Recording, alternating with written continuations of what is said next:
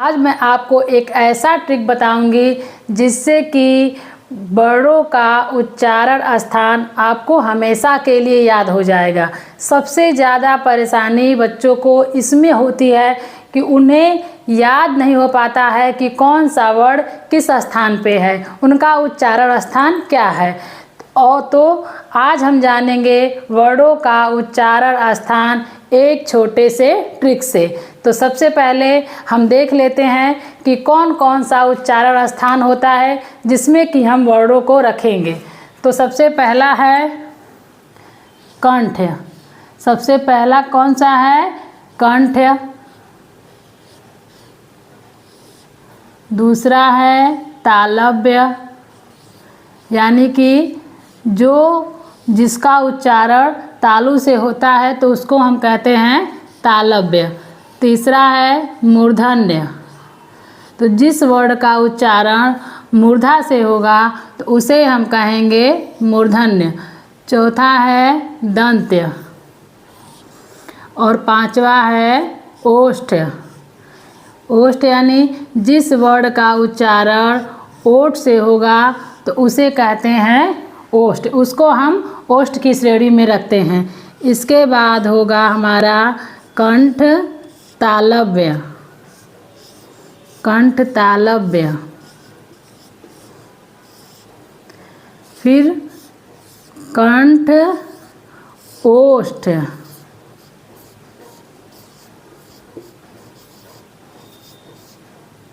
कंठ ओष्ठ। इसके बाद है दंत ओष्ठ।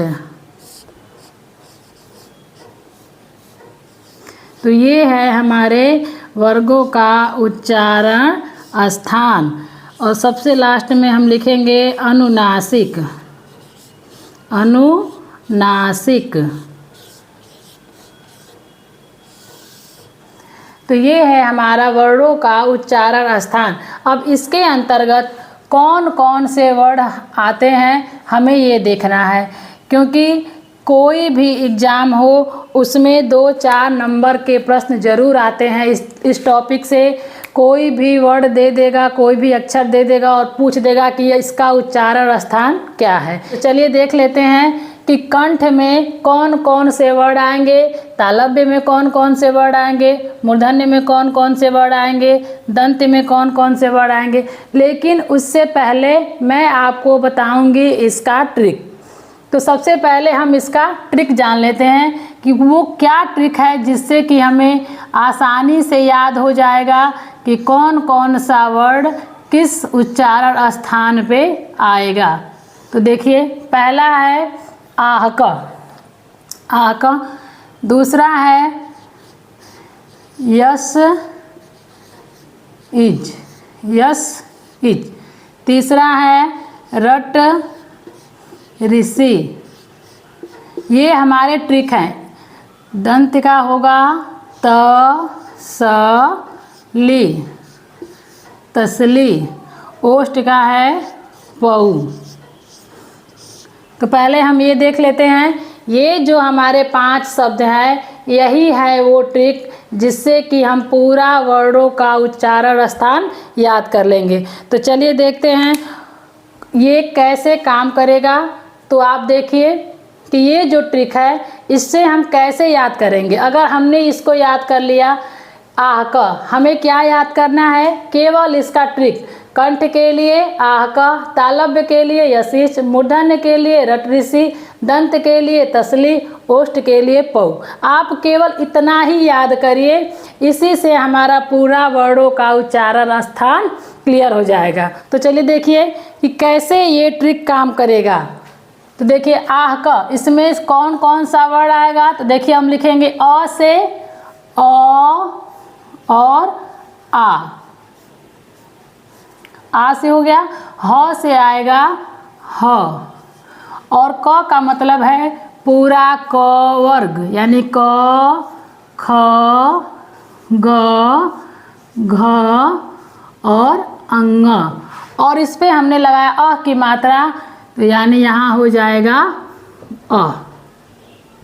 देखिए है ना आसान कि कंठ में क्या है तो आह क है, यानी आ से अ आ, ह, और क से क ख ग घ अंग, और अ की मात्रा है यहाँ पे तो अ।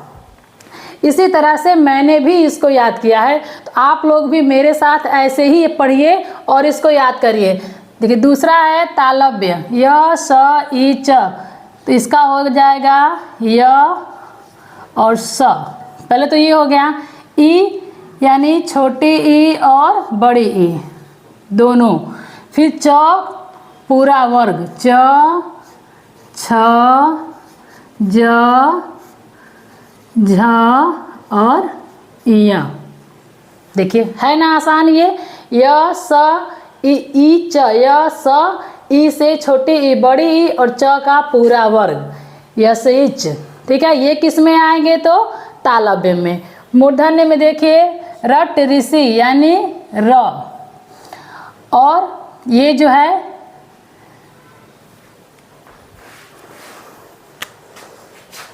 यहाँ पे री रहेगा, रट ऋषि तो र, और इसके बाद री और मूर्धन्य स, और ये जो है पूरा ट से ट वर्ग यानी ट ठ ड ढ और अड़। र ट ऋषि, र से र, ट से पूरा ट वर्ग, री और सी यानी मूर्धन्य स, और इसके साथ आप ब्रैकेट में याद कर लीजिए अड़ और र। ये भी होता है, किस में आएगा ये तो मूर्धन्य में। चौथा है दंत। दंत का ट्रिक क्या है, तसली यानी कि त वर्ग, तो त थ द ध और न, ये हो गया। इसके बाद स और देन ल। ठीक है, तो जो ये इतने सारे वर्ड हैं ये किस में आ गए तो दंत में। देखिए त से पूरा त वर्ग और स और फिर ल, है ना आसान है। इस तरह से आप याद करेंगे तो आपको जीवन में कभी नहीं भूलेगा कि कौन सा वर्ड किस उच्चारण स्थान पे है। ओष्ठ में देखिए पऊ, पऊ यानी प वर्ग, प फ ब भ म, और ऊ से दोनों ऊ, छोटा ऊ और बड़ा ऊ, है ना। सिंपल एकदम आसान तरीका है ना याद करने का। देखिए कंठ यानी आह का, तालव्य यशिच, मूर्धन्य रट ऋषि, दंत्य तसली, ओष्ठ पऊ। मैंने भी केवल ये 5 शब्द ही याद किए थे और मुझे आज तक ये वर्डों का उच्चारण स्थान याद है, मुझे कभी किताब देखने की ज़रूरत ही नहीं पड़ती। और इसके बाद ये जो हमारा बच गया तो इसमें हम लिख लेंगे कंठ तालव्य में है ए और ऐ, इसमें कंठ ओष्ठ में है ओ और औ, दंत ओष्ठ में एक मात्र वर्ड आता है व, और अनुनासिक में आएगा अनुस्वार और चंद्र बिंदु। ठीक है, बस हो गया क्लियर। इतना ही है ये, और इसको इतना कठिन बना दिया गया है कि बच्चों को लगता है कि अरे ये तो बहुत कठिन है, हमसे तो याद ही नहीं हो रहा। अब आप बताइए कि आपको याद हुआ कि नहीं, मेरे साथ आपको ये याद हुआ कि नहीं, आपको याद हुआ कि नहीं ये ज़रूर बताइएगा। ये ट्रिक आपको कैसा लगा, ये आसान है कि नहीं। देखिए एक बार फिर से रिवीजन कर लेते हैं। कंठ के लिए आह का, आ से अ आ, ह और क का पूरा वर्ग, और अ की जो मात्रा लगी है तो इसके लिए अ हो गया। कंठ तालव्य य स ई च, यस इच, य स ई में दोनों ई, छोटी ई बड़ी ई, और च का पूरा वर्ग। मूर्धन्य में रट ऋषि यानी र री मूर्धन्य स और ट का पूरा वर्ग, और इसके साथ ब्रैकेट में आप इसको भी लिख लीजिए ड़ और ढ। दंत का तसली त थ द ध न, त वर्ग पूरा, स और ल। ओष्ठ में देखिए पऊ, प फ ब भ म, प का पूरा वर्ग, उ और ऊ, छोटा ऊ और बड़ा ऊ। इतना आप अगर याद कर लेंगे, इसके बाद ये तो बहुत ही आसान है। कंठ तालव्य में ए ऐ, कंठ ओष्ठ में ओ औ, दंत ओष्ठ में एकमात्र इकलौता वर्ण है वह, और अनुनासिक तो सबको पता है।